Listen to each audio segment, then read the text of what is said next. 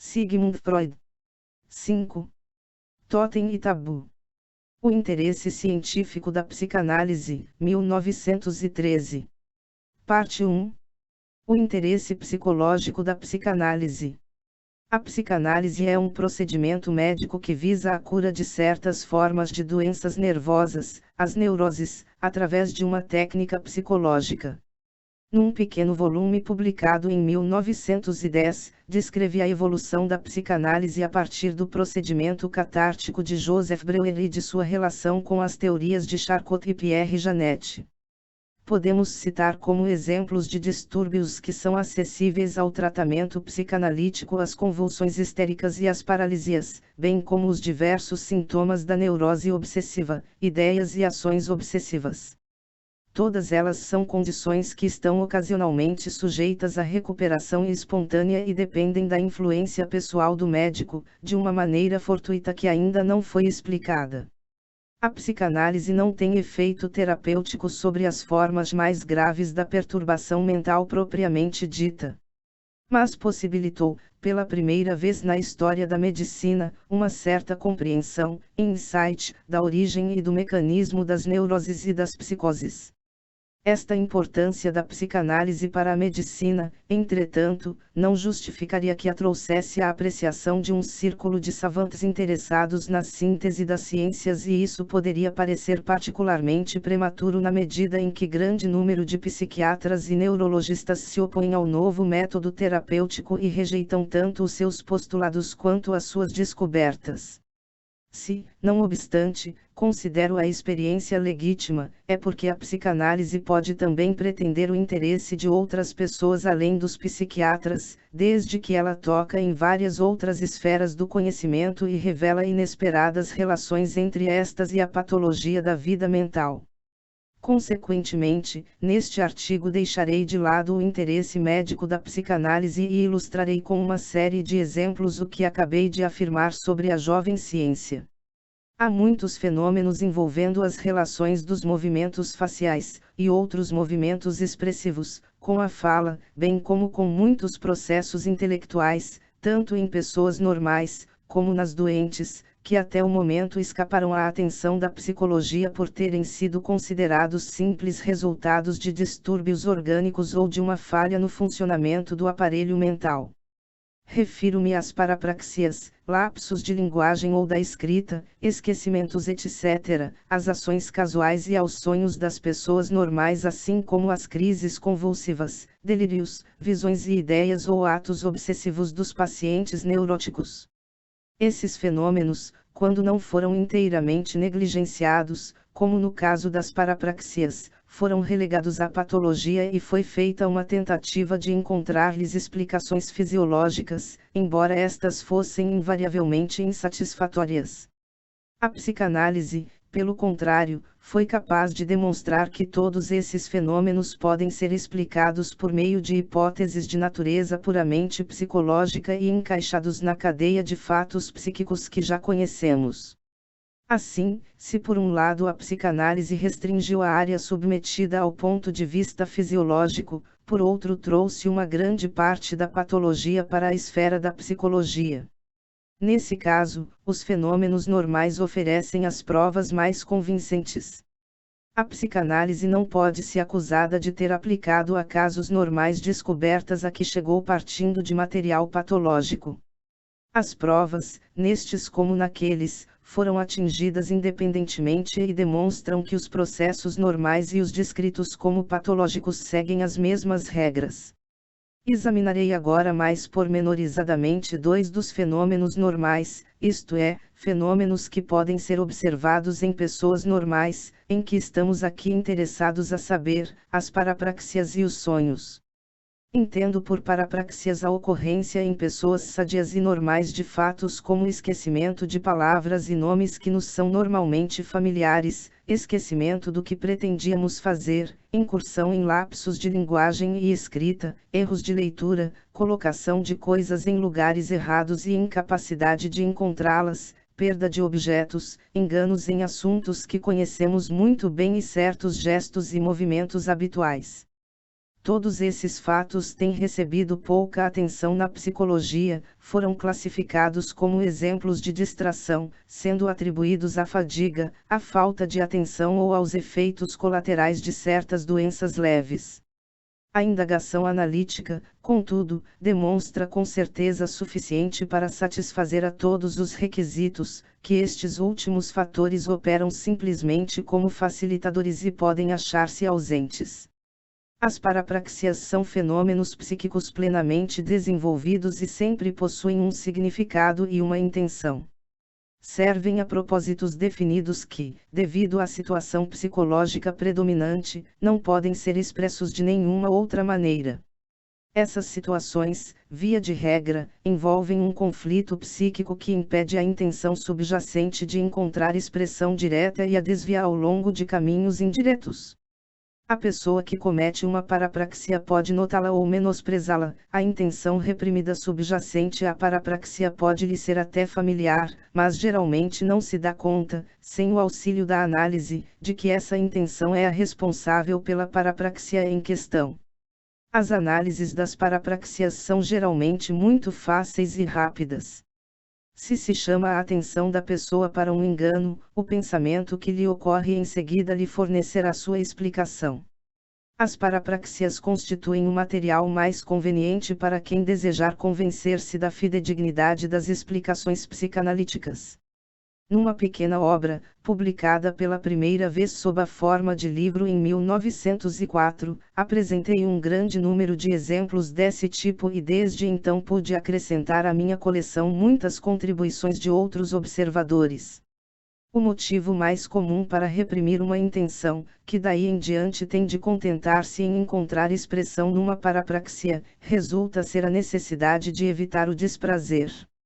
Assim, esquecemos obstinadamente um nome próprio se nutrimos um rancor secreto contra o seu possuidor, esquecemos de levar adiante uma intenção se, na realidade, formulamo-la contra a vontade apenas pressionados por alguma convenção. Para dar um exemplo, perdemos um objeto se ele faz lembrar alguém com quem tivemos uma briga, a pessoa que nos deu o objeto, por exemplo. Tomamos o trem errado se estivermos fazendo uma viagem contra a vontade e preferíssemos estar noutro lugar.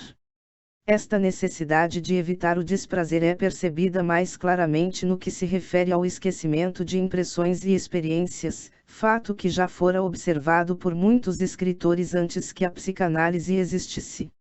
A memória revela sua parcialidade mostrando-se pronta a impedir a reprodução de impressões comprometidas com uma emoção angustiante, se bem que este propósito não possa ser alcançado em todos os casos. Noutros casos, a análise de uma parapraxia é menos simples e exige explicações menos óbvias, devido à entrada em ação de um processo que descrevemos como deslocamento.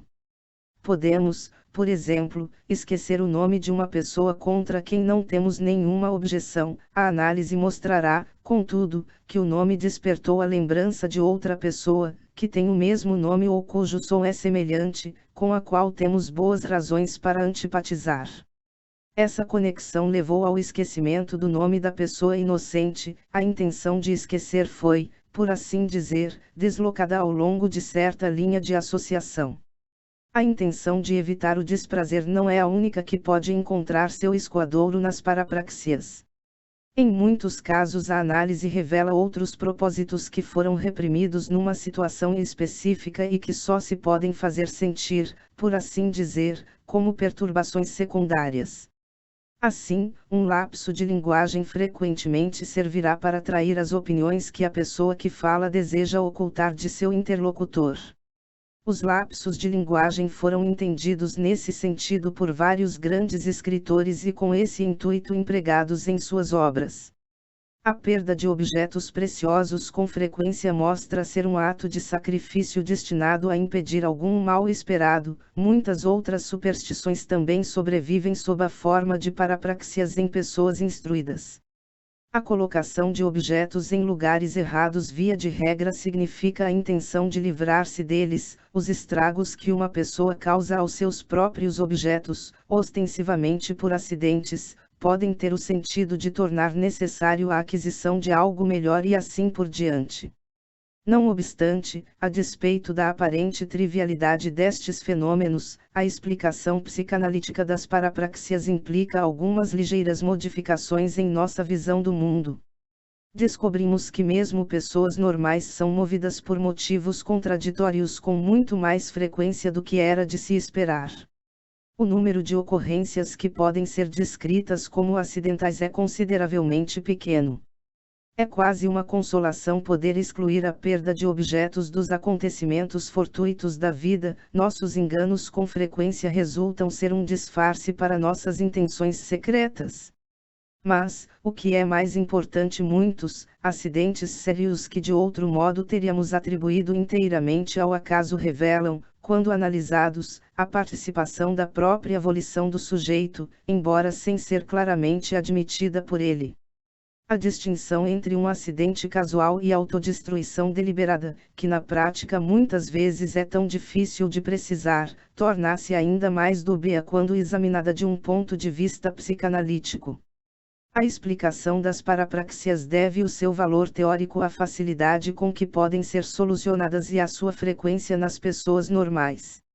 Entretanto, o sucesso da psicanálise em explicá-las é ultrapassado de muito, em importância, por outra conquista realizada pela própria psicanálise relacionada com outro fenômeno da vida mental normal. Trata-se de interpretação de sonhos, que causou o primeiro conflito da psicanálise com a ciência oficial, o que passou a ser seu destino. A pesquisa médica explica os sonhos como sendo fenômenos puramente somáticos, sem sentido ou significação, e considera-os como a reação de um órgão mental, mergulhado em estado de sono, aos estímulos físicos que o mantêm parcialmente desperto.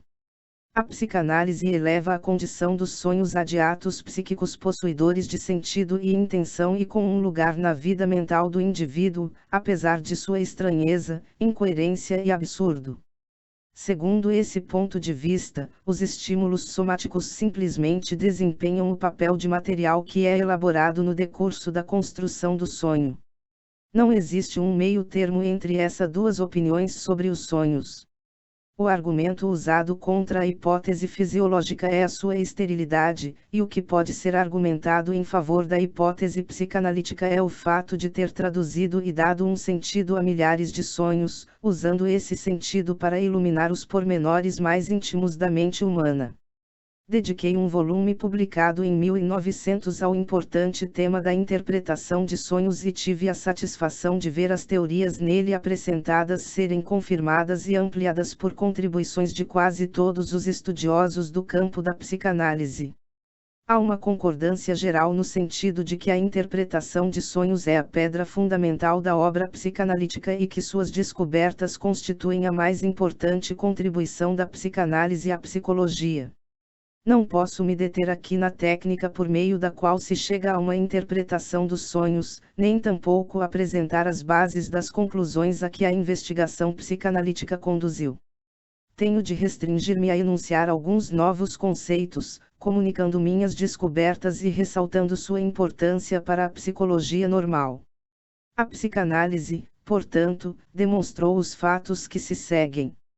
Todos os sonhos têm um significado. Sua estranheza é devida a distorções que foram feitas na expressão desse significado. Sua aparência absurda é deliberada e exprime zombaria, ridículo e contradição. Sua incoerência é uma questão de indiferença para com a interpretação. O sonho, tal como o recordamos depois de acordar, é descrito por nós através de seu conteúdo manifesto. No processo de interpretação deste, somos conduzidos aos pensamentos oníricos latentes, que jazem ocultos por trás do conteúdo manifesto, e são por este representados. Estes pensamentos oníricos latentes já não são estranhos, incoerentes ou absurdos, são constituintes completamente válidos de nosso pensamento quando despertos. Damos o nome de elaboração onírica ao processo que transforma os pensamentos oníricos latentes no conteúdo manifesto do sonho. É essa elaboração a responsável pela deformação que torna os pensamentos oníricos irreconhecíveis no conteúdo manifesto do sonho. A elaboração onírica é um processo psicológico que até hoje não encontrou similar na psicologia, reclamando o nosso interesse em dois sentidos principais. Em primeiro lugar, traz ao nosso conhecimento processos novos como a condensação de ideias e o deslocamento da ênfase psíquica de uma ideia para outra, processos com os quais nunca, de forma nenhuma, nos deparamos em nossa vida desperta, a não ser como base daquilo que é conhecido como erros de pensamento. Em segundo lugar, nos permite detectar no funcionamento da mente um jogo de forças que estava escondido de nossa percepção consciente. Descobrimos que há uma censura, um órgão de verificação a funcionar em nós, que decide se uma ideia que surge na mente deve ter ou não permissão de chegar à consciência e que, até onde está em seu poder, exclui implacavelmente qualquer coisa que possa produzir ou reviver um desprazer.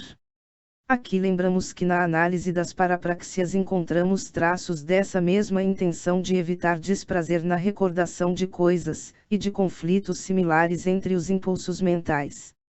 Um estudo da elaboração onírica nos força, de uma maneira irresistível, a uma visão da vida mental que parece decidir os mais controversos problemas da psicologia. A elaboração onírica nos compele a pressupor a existência de uma atividade psíquica inconsciente que é mais abrangente e mais importante do que a familiar atividade ligada à consciência. Terei mais a dizer sobre este ponto quando vier a debater o interesse filosófico da psicanálise ver em um ponto. Ela nos permite dissecar o aparelho psíquico num certo número de diferentes atividades ou sistemas, mostrando-nos que, no sistema de atividade mental inconsciente, operam-se processos de tipo inteiramente diferente dos percebidos na consciência. A elaboração onírica tem apenas uma função, a saber, a de manter o sono. Os sonhos são os guardiães do sono. Os próprios pensamentos oníricos podem servir aos fins das mais variadas funções mentais. A elaboração onírica realiza sua tarefa representando um desejo proveniente dos pensamentos oníricos como realizado de uma maneira alucinatória. Pode-se afirmar com segurança que o estudo psicanalítico dos sonhos nos deu nossa primeira compreensão, insight, de uma psicologia profunda, cuja existência até então não fora suspeitada. Modificações fundamentais terão de ser introduzidas na psicologia normal, se esta quiser colocar-se em harmonia com as novas descobertas. É inteiramente impossível esgotar o interesse psicológico da interpretação onírica dentro dos limites deste trabalho. Tenhamos em mente que o que fiz até agora foi apenas ressaltar que os sonhos têm um sentido e são assunto para estudo psicológico, e vamos prosseguir com nossas considerações acerca do novo território que foi anexado pela psicologia ao campo da patologia. As novidades psicológicas deduzidas dos sonhos e das parapraxias devem ser aplicáveis como explicação de outros fenômenos, se quisermos acreditar no valor dessas novidades ou, na verdade, em sua própria existência. E descobrimos de fato que a psicanálise demonstrou que as hipóteses da atividade mental inconsciente da censura e repressão e da deformação e substituição, às quais chegamos a partir do estudo dos fenômenos normais, também nos permitem uma primeira compreensão de um certo número de fenômenos patológicos e, se poderia dizer, nos dão a chave de todos os enigmas da psicologia das neuroses. Assim, os sonhos devem ser encarados como os protótipos normais de todas as estruturas psicopatológicas. Quem compreender os sonhos pode também apreender o mecanismo psíquico das neuroses e psicoses. Partindo dos sonhos, as investigações psicanalíticas nos permitiram uma psicologia das neuroses que está sendo construída, continuamente, peça por peça. Mas o que está sendo tratado aqui, o interesse psicológico da psicanálise, obriga-nos a penetrar mais profundamente em apenas dois aspectos deste vasto tema: a demonstração de que muitos fenômenos patológicos que até aqui se acreditou exigirem explicações fisiológicas são na realidade atos psíquicos, e a demonstração de que os processos que conduzem a consequências anormais podem ser atribuídos a forças motivadoras de origem psíquica. Ilustrarei a primeira dessas teses com alguns exemplos. Há muito tempo as crises histéricas foram reconhecidas como sinais de aumento de excitação emocional e equiparadas a irrupções de afeto. Charcot tentou reduzir a multiplicidade de suas modalidades de manifestação por meio de fórmulas descritivas. Pierre Janet identificou as ideias inconscientes em ação por trás de tais crises, enquanto que a psicanálise demonstrou que elas são representações miméticas de cenas, realmente vivenciadas ou apenas inventadas, com que a imaginação do paciente se ocupa, sem que se torne consciente delas. O sentido dessas pantomimas é ocultado dos espectadores por meio de condenações de deformações dos atos que elas representam. E isso se aplica igualmente àqueles atos que são descritos como sintomas crônicos de pacientes histéricos. Todos são representações miméticas ou alucinatórias de fantasias que dominam inconscientemente a vida emocional do indivíduo e que têm o sentido de realizações de desejos secretos e reprimidos. O caráter atormentador desses sintomas se deve ao conflito interno a que a mente do paciente é levada, pela necessidade de combater esses desejos inconscientes. No outro distúrbio neurótico, a neurose obsessiva, os pacientes se tornam vítimas de cerimoniais aflitivos e aparentemente insensatos, que assumem a forma de uma repetição rítmica dos atos mais triviais, tais como lavar-se ou vestir-se, ou de executar injunções sem sentido ou obedecer a proibições misteriosas. Foi nada menos que um triunfo da pesquisa psicanalítica conseguir demonstrar que todos esses atos obsessivos, mesmo os mais insignificantes e triviais, têm um sentido e são reflexos, traduzidos em termos indiferenciados, dos conflitos da vida dos pacientes, da luta entre tentações e restrições morais, reflexos do próprio desejo proscrito e da punição e expiação em que esse desejo incorre.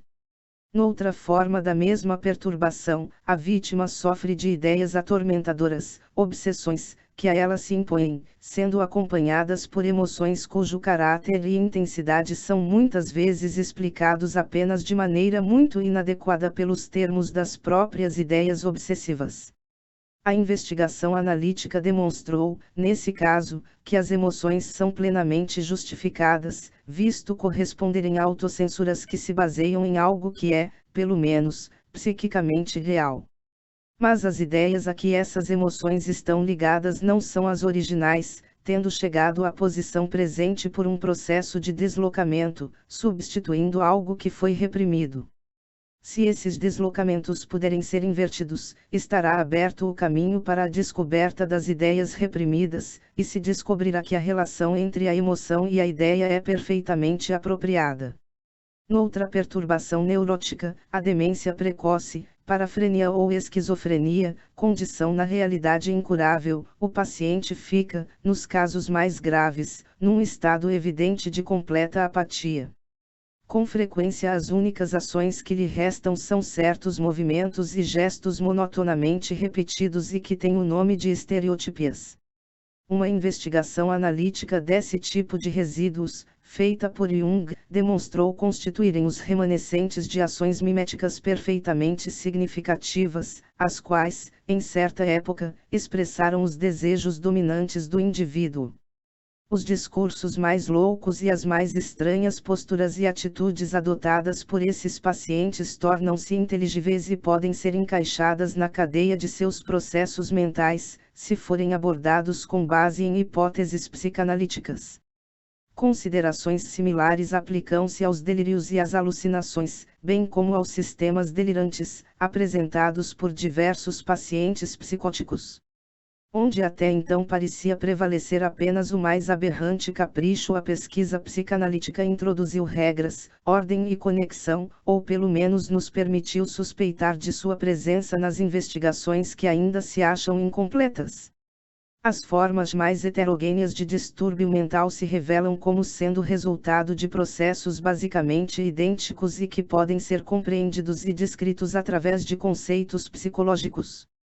O que já foi descoberto sobre a formação dos sonhos funciona onde quer que seja no conflito psíquico, na repressão de certos impulsos instintivos enviados de volta para o inconsciente por outras forças mentais, nas formações reativas estabelecidas pelas forças repressoras, e nos substitutos construídos pelos instintos reprimidos, mas não despojados de toda a sua energia.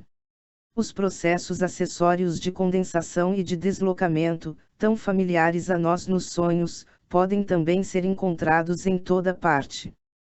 A multiplicidade de quadros clínicos observada pelos psiquiatras depende de duas outras coisas: da multiplicidade dos mecanismos psíquicos à disposição dos processos repressivos e da multiplicidade de disposições desenvolvimentais, que dão aos impulsos reprimidos oportunidade de irromperem através de estruturas substitutivas. A psicanálise mostra à psicologia a solução de metade dos problemas da psiquiatria. Não obstante, seria um erro grave supor que a análise favorece ou pretende uma visão puramente psicológica das perturbações mentais. Não se pode menosprezar o fato de que a outra metade dos problemas da psiquiatria relaciona-se com a influência de fatores orgânicos, mecânicos, tóxicos ou infecciosos, sobre o mecanismo mental.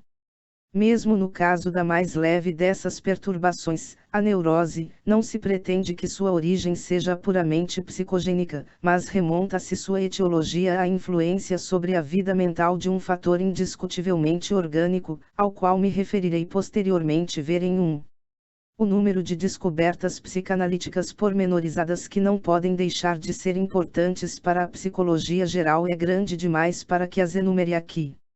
Farei referência apenas a dois outros pontos. A psicanálise não hesita em atribuir aos processos emocionais a primazia na vida mental, e revela nas pessoas normais uma inesperada quantidade de perturbações afetivas e de ofuscamento do intelecto numa frequência que não é inferior à verificada em pessoas doentes. Parte 2. O interesse da psicanálise para as ciências não psicológicas. O interesse filológico da psicanálise. Estareis sem dúvida infringindo o uso linguístico comum ao postular um interesse na psicanálise por parte dos filólogos, isto é, dos peritos na fala, porque, no que se segue, a expressão fala deve ser entendida não apenas como significando a expressão do pensamento por palavras, mas incluindo a linguagem dos gestos e todos os outros métodos, por exemplo a escrita, através dos quais a atividade mental pode ser expressa.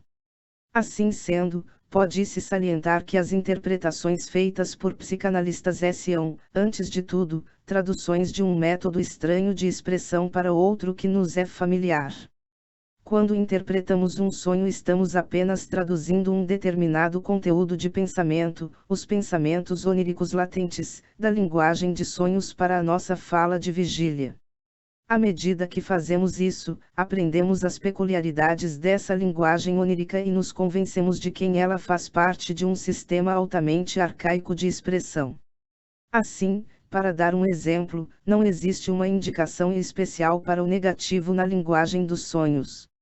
Os contrários podem se representar uns aos outros no conteúdo do sonho e serem representados pelo mesmo elemento. Ou, noutras palavras, na linguagem onírica, os conceitos são ainda ambivalentes e unem dentro de si significados contrários, como é o caso, de acordo com as hipóteses dos filólogos, das mais antigas raízes das línguas históricas. Outra característica notável de nossa linguagem onírica é seu emprego extremamente frequente de símbolos, o que nos possibilita, até certo ponto, traduzir o conteúdo dos sonhos sem referência às associações de quem sonhou. Nossas pesquisas ainda não elucidaram suficientemente a natureza essencial desses símbolos. São em parte analogias e sucedâneos baseados em semelhanças óbvias, mas, em alguns deles, o tertium comparationis presumivelmente presente foge ao nosso entendimento consciente. É precisamente essa última classe de símbolos que deve provavelmente originar-se das primeiras fases de evolução linguística e construção conceitual. Nos sonhos, são acima de tudo os órgãos e as atividades sexuais que são representados simbolicamente, em vez de sê-lo de modo direto. Um filólogo de Uppsala, Hans Sperber, apenas recentemente, 1912, tentou provar que as palavras que originalmente representavam atividades sexuais, sofreram, com base em analogias dessa espécie, uma modificação de grandes e extraordinárias consequências em seu significado. Se pensarmos que os meios de representação nos sonhos são principalmente imagens visuais e não palavras, veremos que é ainda mais apropriado comparar os sonhos a um sistema de escrita do que a uma linguagem. Na realidade, a interpretação dos sonhos é totalmente análoga ao deciframento de uma antiga escrita pictográfica, como os hieróglifos egípcios. Em ambos os casos há certos elementos que não se destinam a ser interpretados, ou lidos, segundo for o caso, mas têm por intenção servir de determinativos, ou seja, estabelecer o significado de algum outro elemento. A ambiguidade dos diversos elementos dos sonhos encontra paralelo nesses antigos sistemas de escrita, bem como a omissão de várias relações, que em ambos os casos tem de ser suprida pelo contexto. Se esta concepção do método de representação nos sonhos ainda não foi levada avante, isto, como facilmente se compreenderá, deve ser atribuído ao fato de os psicanalistas ignorarem completamente a atitude e o conhecimento com que um filólogo abordaria um problema como o apresentado pelos sonhos. A linguagem dos sonhos pode ser encarada como o método pelo qual a atividade mental inconsciente se expressa. Mas o inconsciente fala mais de um dialeto. De acordo com as diferentes condições psicológicas que orientam e distinguem as diversas formas de neurose, encontramos modificações regulares na maneira pela qual os impulsos mentais inconscientes se expressam.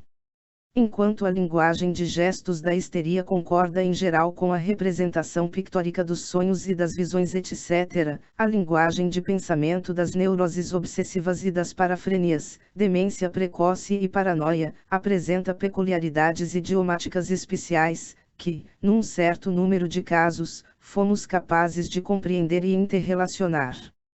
Por exemplo, o que um histérico expressa através de vômitos, um obsessivo expressará por meio de penosas medidas de proteção contra infecções, enquanto um parafrênico será levado a queixas ou suspeitas de estar sendo envenenado. Todas essas são representações diferentes do desejo de engravidar do paciente que foi reprimido para o inconsciente, ou de sua reação defensiva contra esse desejo. B. O interesse filosófico da psicanálise. A filosofia, até onde se apoia na psicologia, não poderá deixar de levar integralmente em conta as contribuições psicanalíticas à psicologia e de reagir a esse novo enriquecimento de nossos conhecimentos, tal como o fez em relação a todo o progresso digno de consideração nas ciências especializadas. Em particular, o estabelecimento da hipótese de atividades mentais inconscientes deve compelir a filosofia a decidir por um lado ou outro e, se aceitar a ideia, modificar suas próprias opiniões sobre a relação da mente com o corpo, de maneira a se poderem conformar ao novo conhecimento. É verdade que a filosofia repetidamente tratou do problema do inconsciente, mas, com poucas exceções, os filósofos assumiram uma ou outra das duas posições seguintes: ou o seu inconsciente foi algo de místico, intangível e indemonstrável, cuja relação com a mente permaneceu obscura, ou identificaram o mental com o consciente e passaram a deduzir dessa definição que aquilo que é inconsciente não pode ser mental nem assunto da psicologia. Essas opiniões devem ser atribuídas ao fato de os filósofos terem formado seus julgamentos sobre o inconsciente sem estarem familiarizados com os fenômenos da atividade mental inconsciente e, assim, sem qualquer suspeita de até onde esses fenômenos se assemelham aos conscientes ou em que aspectos deles diferem. Se alguém, tendo esse conhecimento, não obstante se aferrar à convicção que iguala o consciente ao psíquico e, consequentemente, nega ao inconsciente o atributo de ser psíquico, nenhuma objeção, naturalmente, pode ser feita, à exceção de que essa distinção resulta ser altamente impraticável, pois é fácil descrever o inconsciente e acompanhar seus desenvolvimentos, se o abordarmos pelo lado de sua relação com o consciente, com o qual tem tanto em comum. Por outro lado, parece não haver ainda possibilidade de abordá-lo pelo lado dos acontecimentos ou fatos físicos, de maneira que se acha destinado a continuar sendo assunto de estudo psicológico. Existe ainda outra maneira pela qual a filosofia pode estimular-se na psicanálise, e essa é tornando-se ela própria tema da pesquisa psicanalítica. As teorias e sistemas filosóficos foram obra de um pequeno número de homens de notável individualidade. Em nenhuma outra ciência a personalidade de cientista desempenha um papel tão grande quanto na filosofia. E hoje, pela primeira vez, a psicanálise nos permite elaborar uma psicografia de uma personalidade. Ver adiante a seção sociológica, ver em um ponto. Ela nos ensina a identificar as unidades afetivas, os complexos dependentes de instintos cuja presença é presumida em cada indivíduo e possibilita o estudo das transformações e produtos finais que surgem dessas forças instintivas. Revela as relações da disposição constitucional de uma pessoa e dos acontecimentos de sua vida com as realizações abertas a ela, em virtude de seus dons peculiares. Pode fazer conjecturas, com mais ou menos certeza, através da obra de um artista, sobre a personalidade íntima que reside por trás dela. Da mesma maneira, a psicanálise pode indicar os motivos subjetivos e individuais existentes por trás das teorias filosóficas que surgiram aparentemente de um trabalho lógico imparcial e chamar a atenção do crítico para os pontos fracos do sistema. Não é atribuição da psicanálise, entretanto, empreender tal crítica ela mesma, porque, como se pode imaginar, o fato de uma teoria ser psicologicamente determinada não invalida em nada sua verdade científica. C. O interesse biológico da psicanálise. A psicanálise não teve a sorte de ser acolhida, como outras ciências novas, com o incentivo simpático daqueles que se acham interessados no progresso do saber. Por longo tempo foi desprezada e, quando por fim não mais podia ser negligenciada, tornou-se, por razões emocionais, objeto dos mais violentos ataques por parte de pessoas que não se deram ao trabalho de conhecê-la bem. Essa recepção inamistosa deve-se a uma única circunstância: numa primeira fase de suas pesquisas, a psicanálise foi levada à conclusão de que as doenças nervosas constituíam a expressão de um distúrbio da função sexual, sendo assim conduzida a dedicar sua atenção à investigação dessa função, que tinha sido negligenciada por tempo demasiado. Mas qualquer pessoa que respeite a regra de que o julgamento científico não deve ser influenciado por atitudes emocionais atribuirá um alto grau de interesse biológico à psicanálise, por causa dessas próprias investigações, e há de encarar as resistências a ela como uma prova real em favor da correção de suas afirmações. A psicanálise fez justiça à função sexual no homem fazendo um exame pormenorizado de sua importância na vida prática e mental, importância que foi enfatizada por tantos escritores criativos e por alguns filósofos, mas nunca fora reconhecida pela ciência. De início, no entanto, foi necessário ampliar o conceito indevidamente restrito de sexualidade, ampliação justificada pela conexão com as extensões da sexualidade que ocorrem nas chamadas perversões e com o comportamento das crianças. Resultou ser impossível sustentar por mais tempo que a infância era assexual, sendo invadida pela primeira vez por uma súbita incursão de impulsos sexuais na época da puberdade. Pelo contrário, quando os artifícios protetores da parcialidade e do preconceito foram afastados, a observação não encontrou dificuldade em revelar que interesses e atividades sexuais se acham presentes na criança, em quase todas as idades desde o começo da vida mesmo. A importância dessa sexualidade normal dos adultos surge da sexualidade infantil, não é prejudicada pelo fato de não podermos em todos os pontos traçar uma linha clara entre ela e a atividade assexual de uma criança. Difere, entretanto, daquilo que é descrito como a sexualidade normal dos adultos. Inclui os germes de todas aquelas atividades sexuais que, na vida posterior, apresentam agudo contraste com a vida sexual normal, sendo tidas como perversões e, assim, fadadas a parecerem incompreensíveis e viciadas. A sexualidade normal dos adultos surge da sexualidade infantil através de uma série de desenvolvimentos, combinações de visões e repressões que dificilmente se completam com perfeição ideal, deixando consequentemente em seu rastro predisposições a uma regressão da função, sob a forma de doença. A sexualidade infantil apresenta duas outras características que são importantes do ponto de vista biológico. mostra ser formada de certo número de instintos componentes que parecem estar ligados a certas regiões do corpo, zonas erógenas, surgindo alguns deles desde o início em pares opostos, instintos com um objetivo ativo e outro passivo. Assim como na vida posterior, o que é amado não são simplesmente os órgãos sexuais do objeto, mas todo o seu corpo. Também desde o começo não são simplesmente os órgãos genitais, mas muitas outras partes do corpo que constituem sede da excitação sexual e reagem a estímulos apropriados com prazer sexual. Esse fato tem estreita relação com a segunda característica da sexualidade infantil, ou seja, com o fato de que no início, ela se acha ligada às funções autopreservativas da nutrição e da excreção e, com toda a probabilidade, da excitação muscular e da atividade sensorial. Se examinarmos a sexualidade do adulto com o auxílio da psicanálise e considerarmos a vida das crianças à luz dos conhecimentos que assim obtivermos, perceberemos que a sexualidade não é simplesmente uma função que serve aos fins da reprodução, no mesmo nível que a digestão, a respiração, etc. Trata-se de algo muito mais independente, que se coloca em contraste com todas as outras atividades do indivíduo e só é forçado a uma aliança com a economia individual após um complicado curso de desenvolvimento que envolve a imposição de numerosas restrições.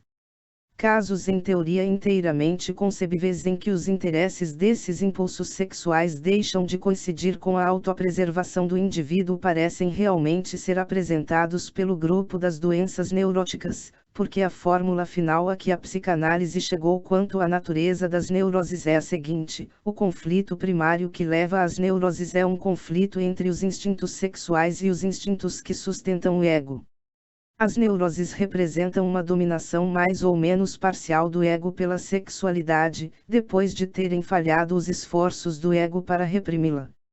Julgamos necessário nos manter afastados de considerações biológicas durante nosso trabalho psicanalítico e abster-nos de utilizá-las para propósitos heurísticos, de maneira a não nos afastarmos de um julgamento imparcial dos fatos psicanalíticos que nos apresentam. Mas, depois de completar nosso trabalho psicanalítico, teremos de encontrar um ponto de contato com a biologia e será justa a nossa satisfação se constatarmos que esse contato já está assegurado num ou noutro ponto importante.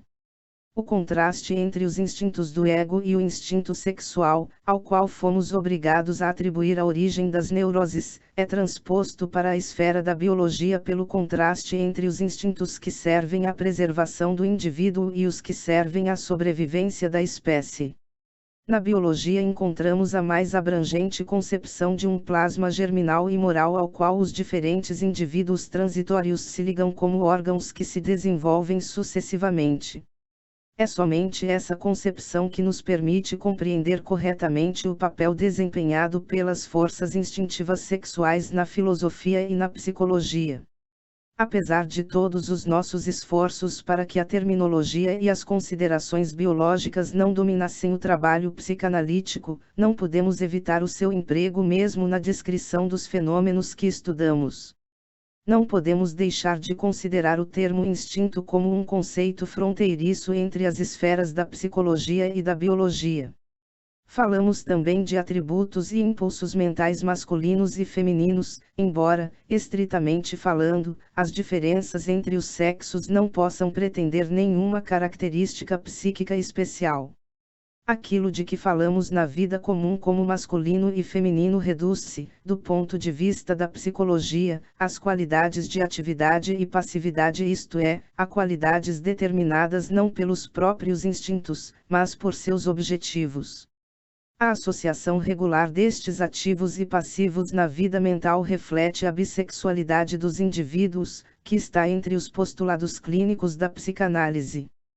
Ficarei satisfeito se estas poucas observações chamarem a atenção para muitos aspectos em que a psicanálise atua como intermediária entre a biologia e a psicologia.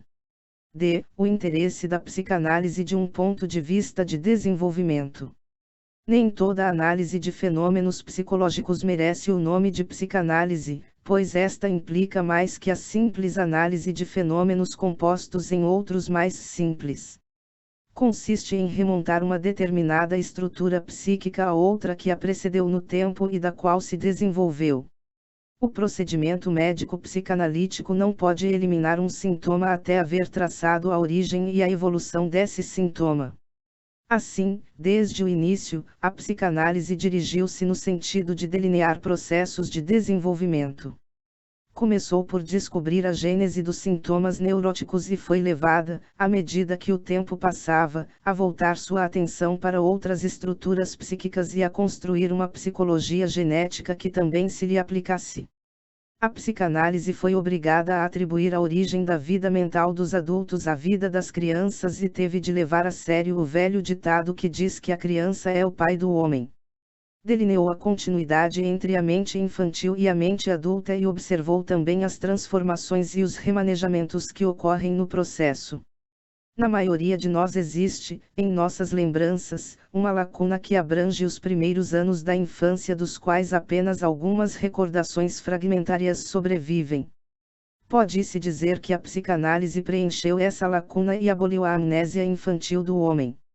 Ver adiante a seção sobre interesse educacional. Ver em um ponto. Algumas descobertas notáveis foram efetuadas no curso dessa investigação da mente infantil. Assim foi possível confirmar o que já fora muitas vezes suspeitado: a influência extraordinariamente importante exercida pelas impressões da infância, e particularmente pelos seus primeiros anos, sobre todo o curso da evolução posterior. Isso nos conduz ao paradoxo psicológico que somente para a psicanálise não é paradoxo de serem precisamente estas, as mais importantes de todas as impressões, as que não são recordadas em anos posteriores. A psicanálise pôde estabelecer o caráter decisivo e indestrutível dessas primeiras experiências da maneira mais clara possível, no caso da vida sexual. On revient toujours ces premiers amours é pura verdade. Os muitos enigmas da vida sexual dos adultos só podem ser solucionados se forem ressaltados os fatores infantis existentes no amor.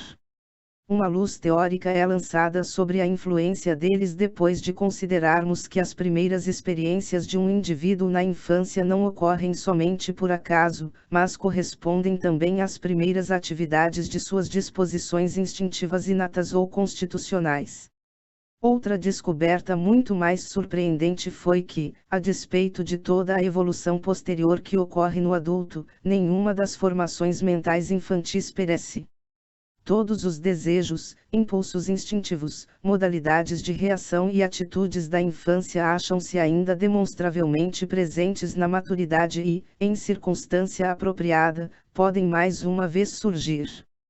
Elas não são destruídas, mas simplesmente se sobrepõem para empregar o modo espacial de descrição que a psicologia psicanalítica foi obrigada a adotar. Assim, faz parte da natureza do passado mental, diferentemente do passado histórico, não ser absorvido pelos seus derivados, persiste, seja na realidade ou apenas potencialmente, juntamente com o que se originou dele. A prova desta afirmação reside no fato de os sonhos das pessoas normais reviverem seus caracteres de infância a cada noite e reduzirem toda a sua vida mental a um nível infantil. Esse mesmo retorno ao infantilismo psíquico, regressão, ocorre nas neuroses e psicoses, cujas peculiaridades podem, em grande parte, ser descritas como arcaísmos psíquicos. A intensidade com que os resíduos da infância ainda se acham presentes na mente nos é mostrada pelo grau de disposição para a doença. Essa disposição pode, por conseguinte, ser encarada como expressão de uma inibição do desenvolvimento. A parte do material psíquico de uma pessoa que permaneceu infantil e foi reprimida como imprestável constitui o cerne de seu inconsciente. E acreditamos que podemos seguir nas histórias de nossos pacientes a maneira pela qual esse inconsciente, subjugado como é pelas forças de repressão, fica à espera de uma possibilidade de tornar-se ativo e fazer uso de suas oportunidades, se as estruturas psíquicas posteriores e mais elevadas fracassarem no domínio das dificuldades da vida real. Nos últimos anos, escritores psicanalíticos deram-se conta de que o princípio a ontogenia é uma repetição da filogenia deve ser aplicado à vida mental, e isso resultou numa nova ampliação do interesse da psicanálise. e o interesse da psicanálise do ponto de vista da história da civilização. A comparação entre a infância dos homens e a primitiva história das sociedades já provou sua fecundidade em diversos sentidos, ainda que seu estudo esteja apenas começando. Nesta conexão, o modo de pensar psicanalítico atua como um novo instrumento de pesquisa. A aplicação de suas hipóteses à psicologia social torna possível tanto o levantamento de novos problemas como a visão dos antigos sob nova luz e nos capacita a contribuir para a sua solução. Em primeiro lugar, parece inteiramente possível aplicar os pontos de vista psicanalíticos deduzidos dos sonhos a produtos da imaginação étnica, como os mitos e os contos de fadas. Há muito tempo se sentia a necessidade de interpretar essas produções, suspeitava-se existir algum sentido secreto por trás delas e presumiu-se que esse sentido se mantivesse oculto através de mudanças e transformações. O estudo dos sonhos e das neuroses feito pela psicanálise lhe trouxe a experiência necessária para capacitá-la a adivinhar os procedimentos técnicos que orientaram essas deformações. Num certo número de casos, porém, ela pode também revelar os motivos que levaram a essa modificação do sentido original dos mitos. Não se pode aceitar como primeiro impulso para a construção de mitos um anseio teórico por encontrar uma explicação para os fenômenos naturais ou para elucidar observâncias e práticas de culto que se tornaram ininteligíveis. A psicanálise procura esse impulso nos mesmos complexos psíquicos, nas mesmas inclinações emocionais que descobriu como sendo a base dos sonhos e dos sintomas. Uma aplicação semelhante de seus pontos de vista, suas hipóteses e suas descobertas permitiu à psicanálise lançar luz sobre as origens de nossas grandes instituições culturais, a religião, a moralidade, a justiça e a filosofia. Examinando as primitivas situações psicológicas que poderiam fornecer o motivo para criações desse tipo, ficou em posição de rejeitar certas tentativas de explicação que se baseavam numa psicologia demasiado superficial e substituí-las por uma compreensão, insight, mais penetrante. A psicanálise estabeleceu uma estreita conexão entre essas realizações psíquicas de indivíduos, por um lado, e de sociedades, por outro, postulando uma mesma e única fonte dinâmica para ambas. Ela parte da ideia básica de que a principal função do mecanismo mental é aliviar o indivíduo das tensões nele criadas por suas necessidades. Uma parte desta tarefa pode ser realizada extraindo-se satisfação do mundo externo e, para esse fim, é essencial possuir controle sobre o mundo real. Mas a satisfação de outra parte dessas necessidades, entre elas, certos impulsos afetivos, é regularmente frustrada pela realidade. Isto conduz a uma nova tarefa de encontrar algum outro meio de manejar os impulsos insatisfeitos. Todo o curso da história da civilização nada mais é que um relato dos diversos métodos adotados pela humanidade para sujeitar seus desejos insatisfeitos, que, de acordo com as condições cambiantes, modificadas, ademais, pelos progressos tecnológicos, defrontaram-se com a realidade, às vezes favoravelmente e outras com frustração. Uma investigação dos povos primitivos mostra a humanidade de inicialmente aprisionada pela crença infantil em sua própria onipotência. Toda uma gama de estruturas mentais pode ser então compreendida como tentativas de negar tudo o que pudesse perturbar esse sentimento de onipotência e impedir assim que a vida emocional fosse afetada pela realidade, até que esta pôde ser mais bem controlada e utilizada para propósitos de satisfação. O princípio de evitar o desprazer domina as ações humanas até ser substituído pelo princípio melhor de adaptação ao mundo externo. Par e passo com o controle progressivo dos homens sobre o mundo segue uma evolução de sua Weltanschauung, sua visão do universo como um todo. Cada vez eles se afastam mais de sua crença original na própria onipotência, elevando-se da fase animista para a religiosa e desta para a científica. Os mitos, a religião e a moralidade podem ser situados nesse esquema como tentativas de busca de compensação da falta de satisfação dos desejos humanos. Nosso conhecimento das doenças neuróticas dos indivíduos foi de grande auxílio para a compreensão das grandes instituições sociais, porque as neuroses mostraram ser tentativas de encontrar soluções individuais para o problema de compensar os desejos insatisfeitos, enquanto que as instituições buscam proporcionar soluções sociais para esses mesmos problemas. A recessão do fator social e a predominância do sexual transforma essas soluções neuróticas do problema psicológico em caricaturas que de nada servem, a não ser para ajudar-nos a explicar essas importantes questões. F. O interesse da psicanálise do ponto de vista da ciência da estética. A psicanálise esclarece satisfatoriamente alguns dos problemas referentes às artes e aos artistas, embora outros lhe escapem inteiramente. No exercício de uma arte vê-se mais uma vez uma atividade destinada a apaziguar desejos não gratificados em primeiro lugar, do próprio artista e, subsequentemente, de sua assistência ou espectadores. As forças motivadoras dos artistas são os mesmos conflitos que impulsionam outras pessoas à neurose e incentivaram a sociedade a construir suas instituições. De onde o artista retira sua capacidade criadora não constitui questão para a psicologia. O objetivo primário do artista é libertar-se e, através da comunicação de sua obra a outras pessoas que sofram dos mesmos desejos sofridos, oferecer-lhes a mesma libertação. Ele representa suas fantasias mais pessoais plenas de desejo como realizadas, mas elas só se tornam obra de arte quando passaram por uma transformação que atenua o que nelas é ofensivo, oculta sua origem pessoal e, obedecendo às leis da beleza, seduz outras pessoas com uma gratificação prazerosa. A psicanálise não tem dificuldade em ressaltar, juntamente com a parte manifesta do prazer artístico, uma outra que é latente, embora muito mais poderosa, derivada das fontes ocultas da libertação instintiva.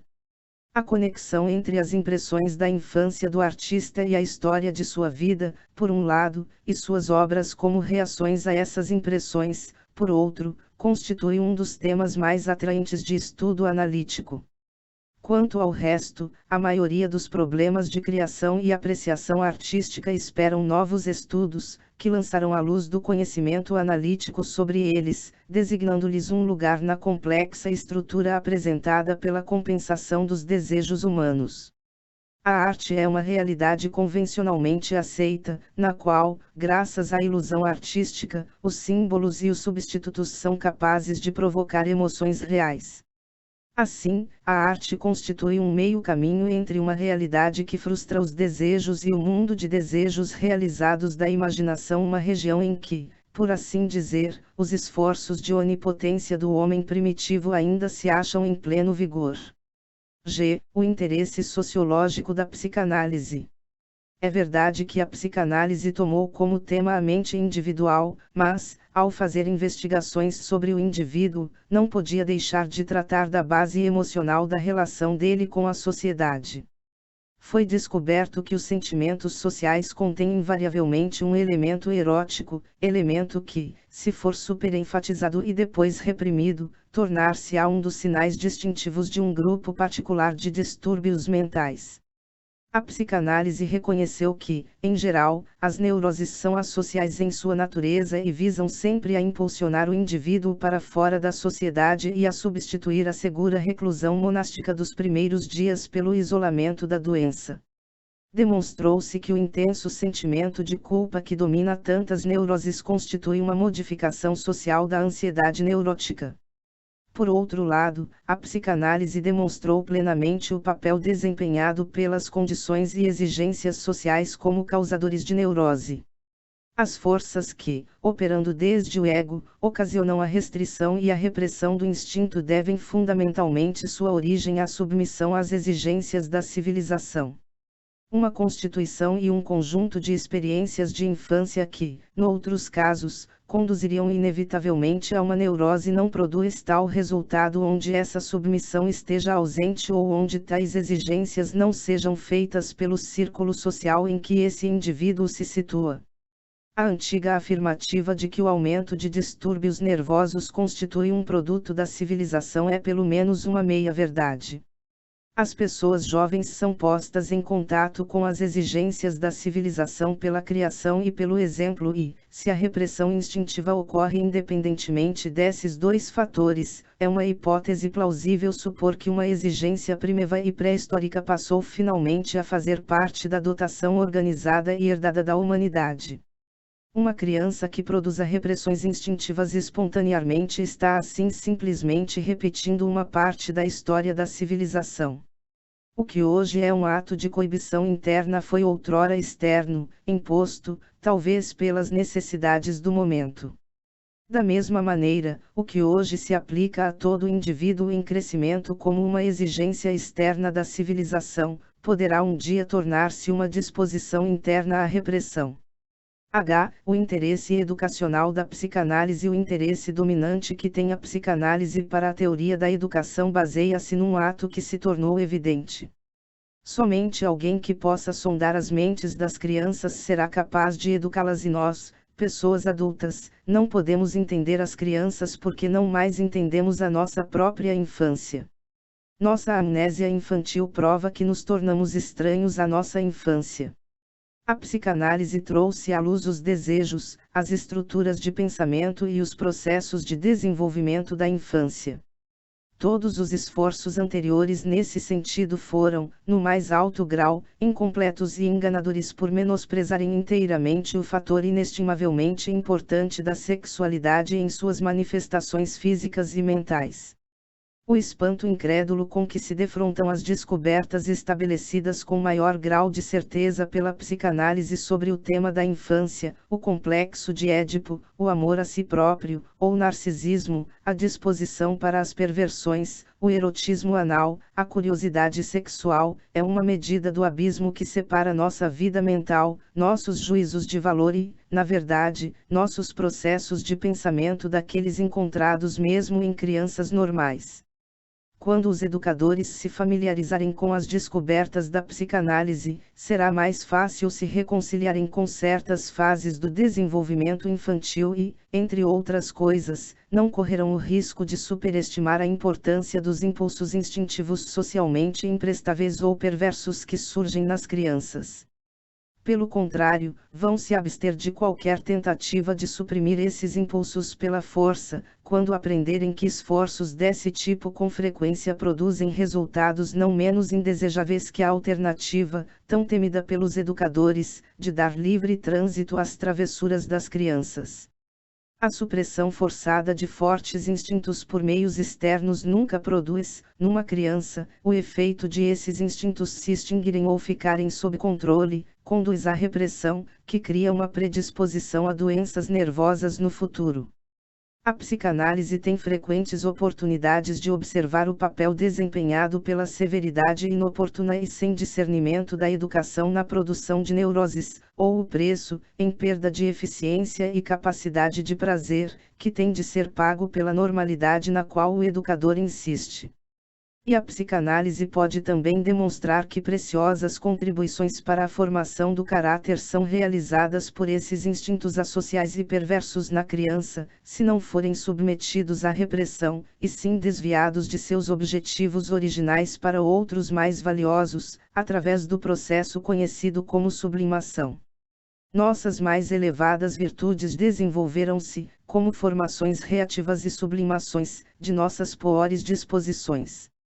A educação deve escrupulosamente abster-se de soterrar essas preciosas fontes de ação e restringir-se a incentivar os processos pelos quais essas energias são conduzidas ao longo de trilhas seguras.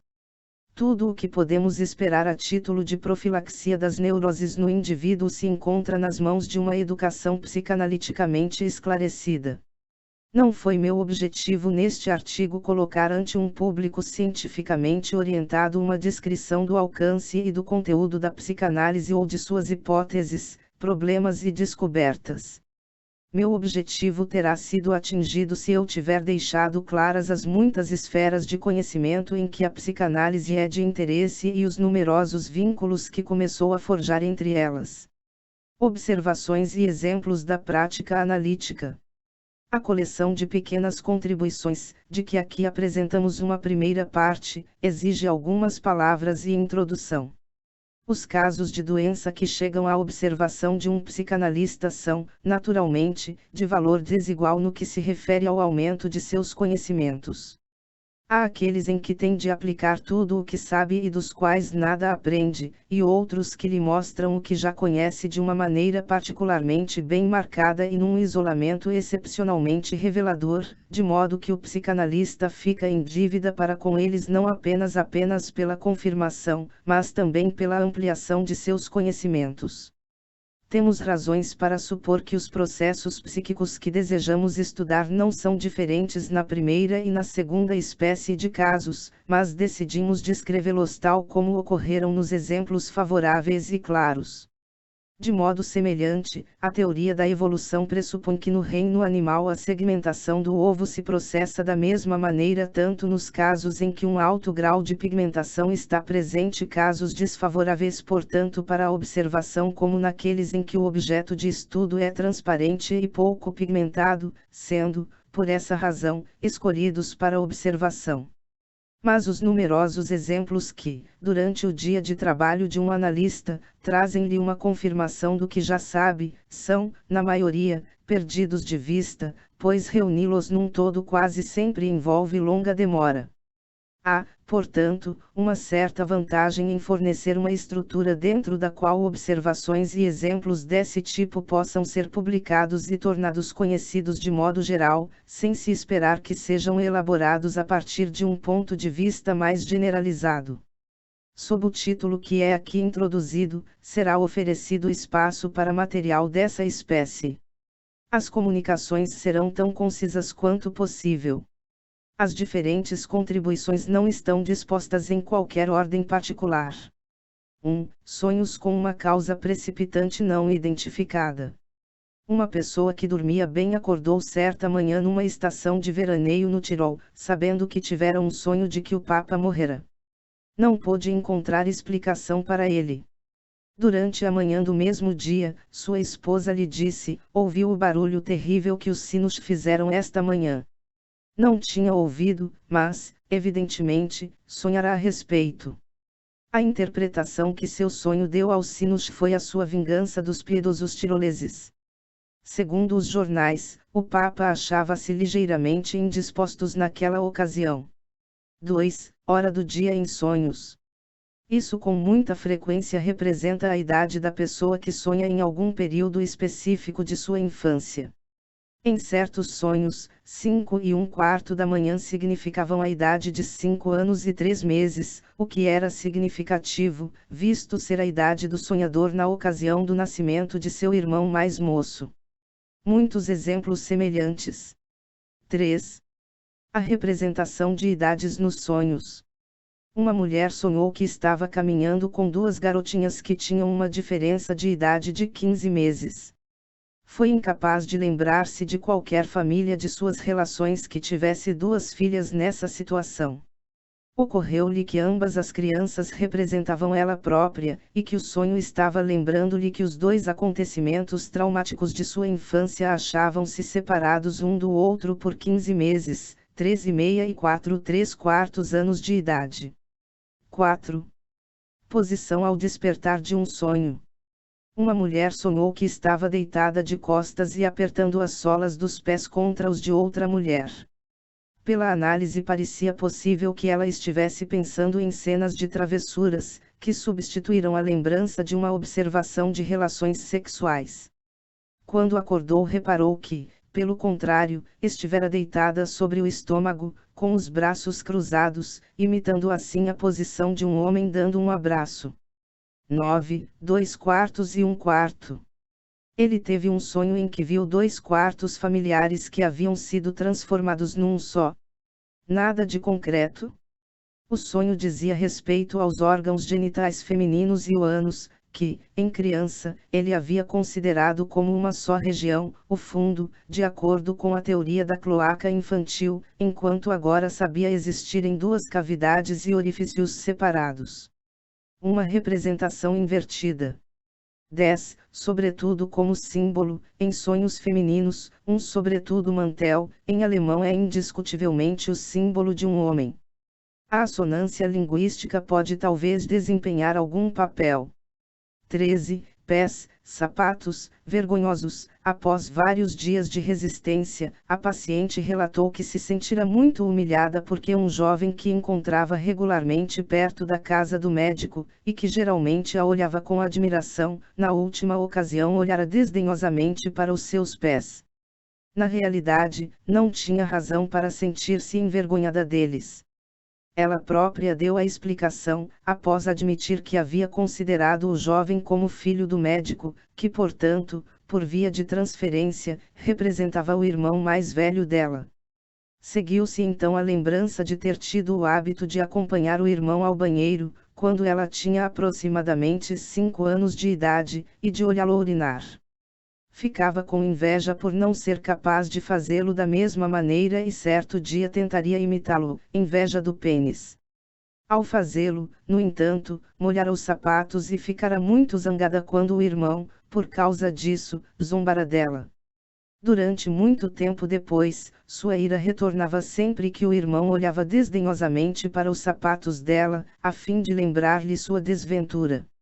Acrescentou que essa experiência havia determinado seu comportamento posterior na escola.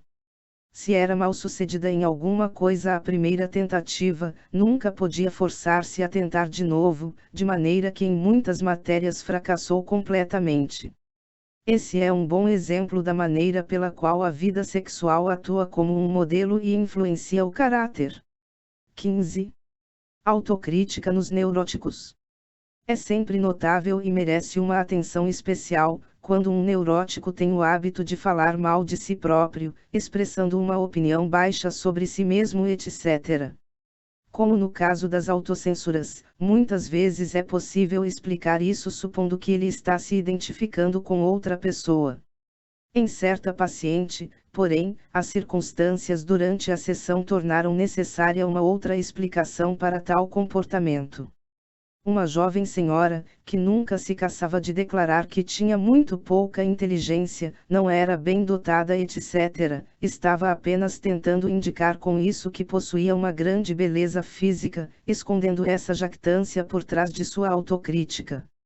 Tampouco se achava ausente neste caso o que é sempre de se esperar em tais casos, uma referência aos efeitos prejudiciais da masturbação. 19. Considerações de representabilidade. Um homem sonhou que estava puxando uma mulher de detrás de uma cama, ou seja, estava lhe dando preferência. Ele, um oficial, estava sentado a uma mesa, em frente ao imperador, isto é, estava se colocando em oposição ao imperador, seu pai. Em ambos os casos o sonhador deu ele mesmo a tradução. 20. Sonhos com pessoas mortas. Se alguém sonha que está falando com pessoas mortas, se reunindo com elas, etc., isso frequentemente representa a sua própria morte. No entanto, se lembrar durante o sonho de que a pessoa em questão se acha morta, o sonhador está repudiando o fato de o sonho representar a sua própria morte. 21. Sonhos fragmentários. Esses sonhos frequentemente contêm apenas os símbolos relacionados com o seu tema. Por exemplo, aqui temos um sonho que ocorreu num contexto de impulsos homossexuais, estava saindo para passear com um amigo. Indistinto, balões. 22. Aparecimento no sonho dos sintomas da doença. Os sintomas da doença, ansiedade, etc., quando aparecem num sonho, parecem de modo geral significar: estou doente por causa disto, isto é, em conexão com os elementos anteriores do sonho. Tais sonhos, por conseguinte, correspondem a uma continuação da análise no sonho.